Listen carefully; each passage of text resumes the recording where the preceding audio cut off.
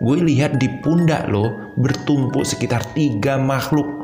2 anak kecil berperut besar, mulutnya dijahit hingga tak dapat terbuka. Kepalanya botak dan darah mengucur di antara kedua bola matanya yang menghitam.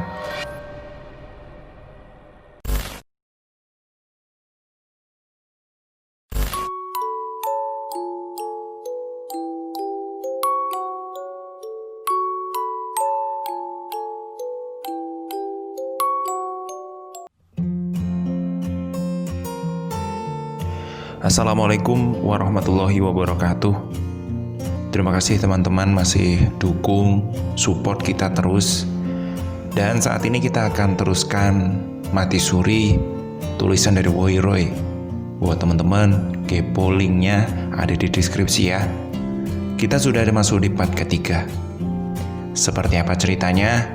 Jangan lupa klik tombol subscribe, like, dan juga komen sebagai dukungan teman-teman ke channel kita. Dan seperti apa perjalanan Mira dan Gilang? Begini ceritanya. Mira dan Gilang terdiam. Padahal pintu kedua mobil sudah dibuka oleh Gilang dan Mira. Tapi mereka masih terpaku sambil menatap sebuah jok yang dipenuhi dengan kembang 7 rupa. Bau kemenyan yang terbakar menembus hidung Mira dan Gilang. Lagi-lagi sebuah misteri yang mereka belum dapat pecahkan.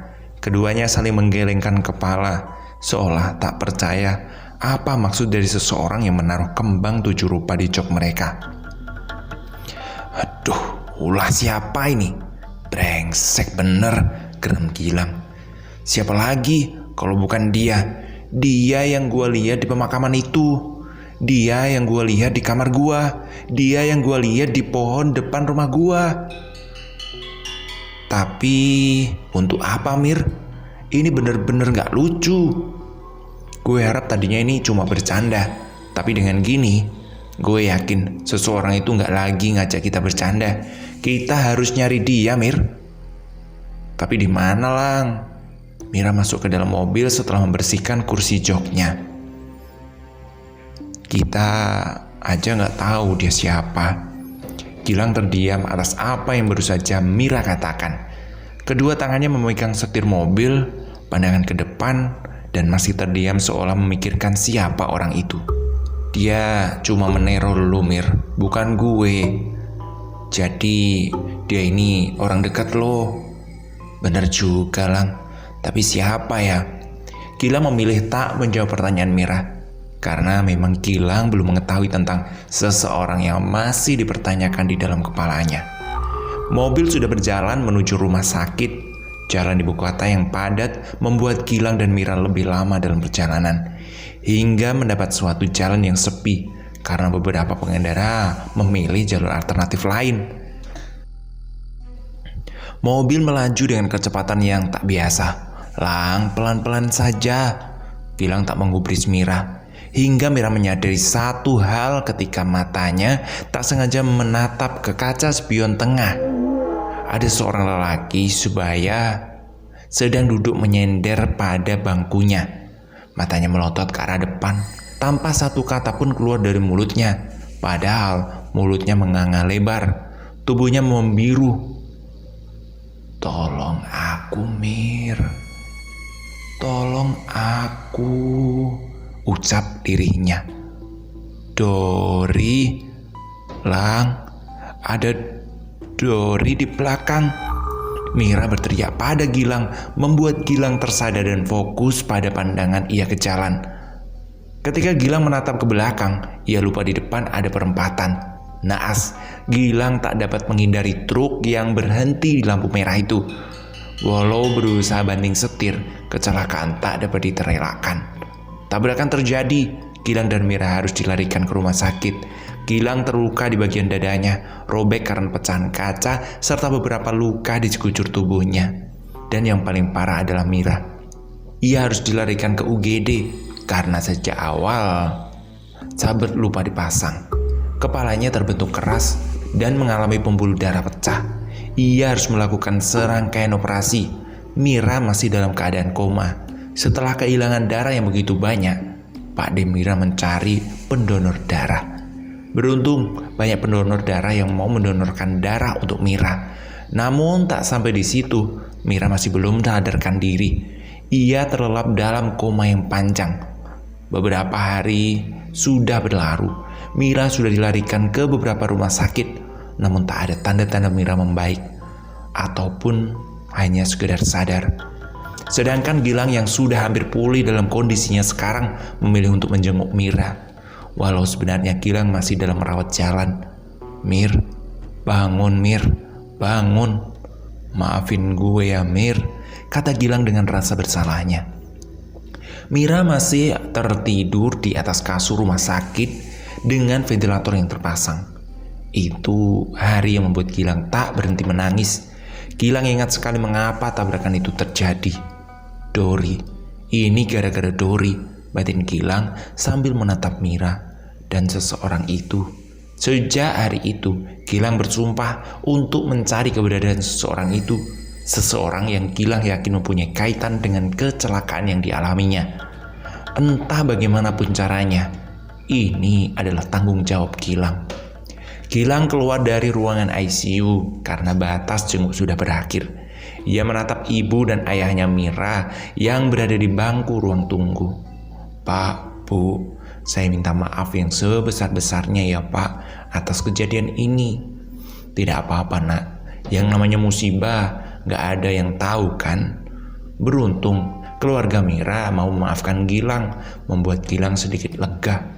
Walau masih dalam perasaan bersalah, 10 hari berlalu, Mira masih belum sadarkan diri.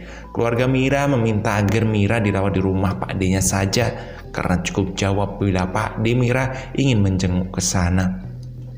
Dokter kemudian menyetujui, meski sebenarnya dokter sudah memvonis Mira tak akan bertahan lama lagi. Hari itu, Gilang yang membawa Mira ke rumah Pak D-nya bersama ayah dan ibu Mira serta beberapa perawat khusus untuk Mira. Hari ke-11, Gilang masih berharap Mira membuka matanya, tapi semuanya itu hanyalah harapan. Mira masih tak mau membuka matanya ataupun menggerakkan tubuh.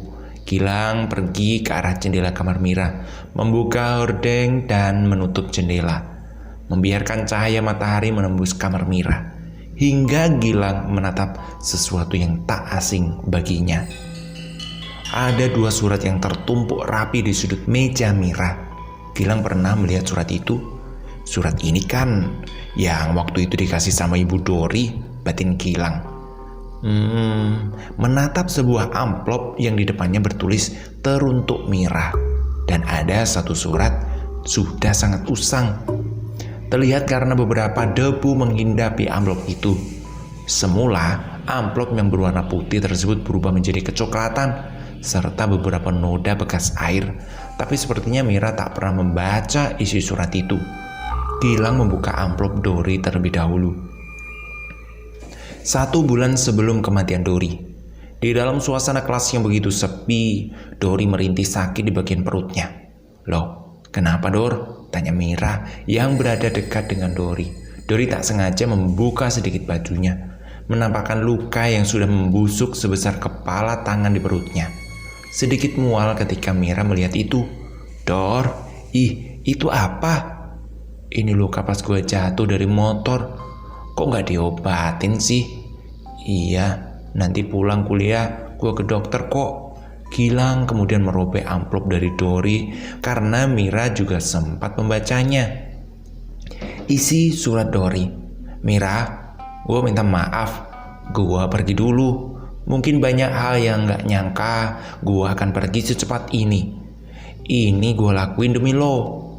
Masih inget kan waktu pertama kali kita masuk ke universitas ini, kita jadi mahasiswa baru. Gue yang pertama kali memperhatikan ada yang aneh ketika lo duduk di sudut lapangan. Gue ini punya kelebihan untuk melihat hal yang tak kasat mata. Gue lihat di pundak lo bertumpuk sekitar 3 makhluk. 2 anak kecil berperut besar, mulutnya dijahit hingga tak dapat terbuka. Kepalanya botak dan darah mengucur di antara kedua bola matanya yang menghitam. Mereka duduk di antara kedua pundak lo, Mir. Dan satu lagi, sesosok kepala ular, bertubuh pendek tapi kedua tangannya panjang. memeluk leher lo. Itu kiriman Mir, semacam santet. Jika dibiarkan terus-menerus, bakal mengerut nyawa lo. Gue mau bantuin lo ngusir mereka atas kiriman-kiriman itu. Tapi sifat lo berubah jadi bener-bener galak ketika cowok deketin lo. Bahkan lo sempat marah-marah kan ketika dideketin Anton. Padahal Anton gak punya salah apa-apa lo.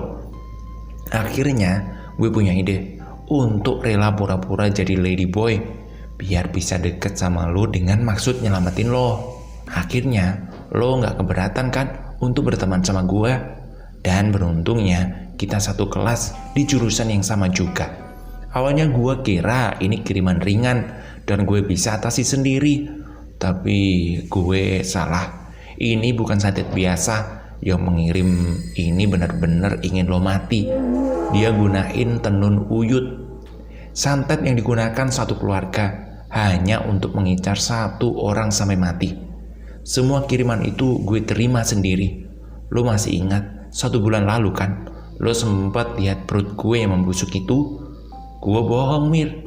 Gue gak jatuh kok dari motor. Itu luka karena gue garuk terus-menerus sampai luka. Itu efek dari kiriman yang gue terima. Akhirnya gue gak kuat terus-terusan dapat kiriman itu. Gue mutusin untuk udahin hidup gue Mir. Ini keputusan gue demi lo. Gue harap kematian gue gak sia-sia Mir. Lo tetap hidup karena kiriman yang lo dapat udah gue bawa mati. Tapi lo jangan senang dulu. Tolong jaga kuburan gue selama 7 hari agar seseorang itu gak mengambil anggota tubuh gue untuk nyantet lo lagi. Karena jika seseorang itu mengambil anggota tubuh gue yakin lo akan nyusul gue di sini. Semoga lo cepet baca surat ini ya. Salam Dori. Gilang meremas isi surat itu setelah selesai membaca.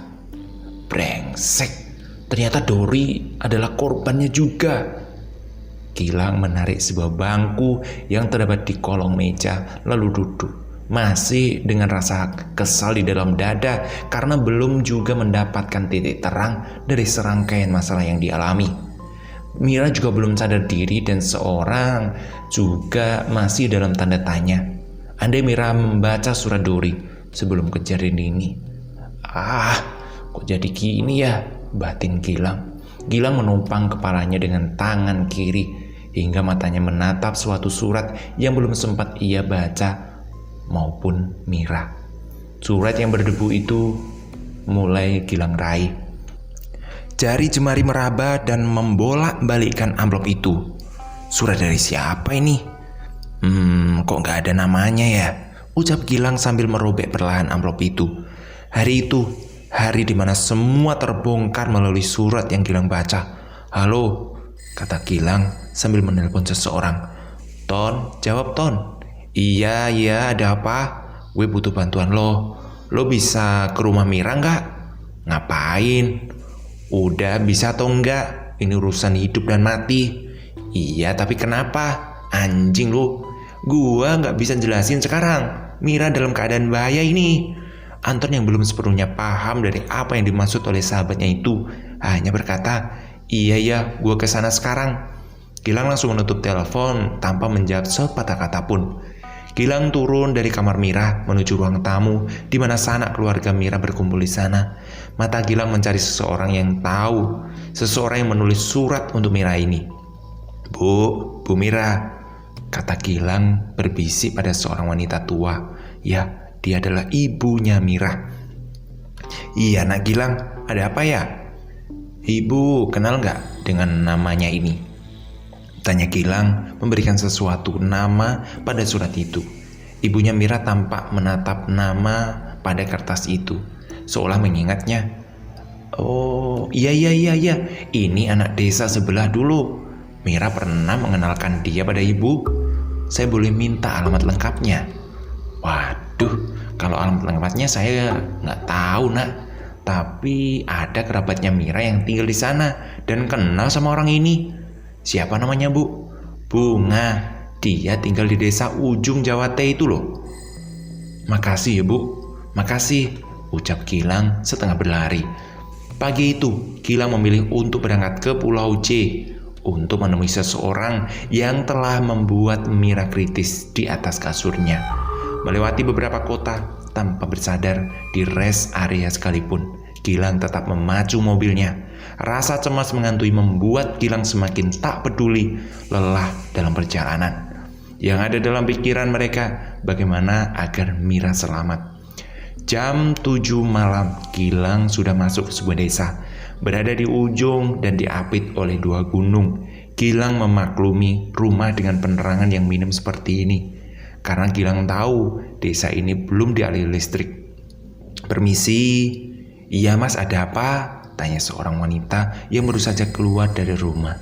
"Maaf ya mbak, saya ingin bertemu dengan Bunga. Apa dia ada di rumah ini?" "Oh, saya sendiri. Ada apa?" "Kenapa ya mas? Dan mas ini siapa?"